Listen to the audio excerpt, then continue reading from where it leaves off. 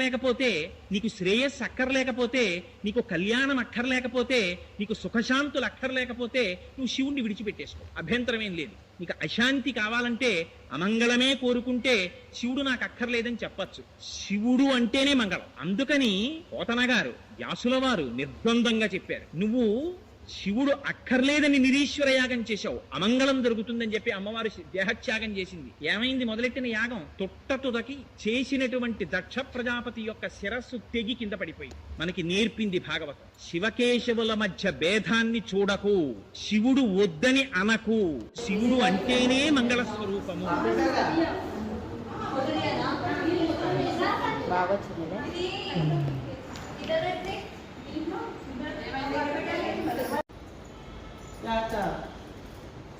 అది ఇట్లా అట్లా పెట్టి నీకు ఉండదు, డబల్ టేప్ తీసుకొచ్చి పెట్టాలా.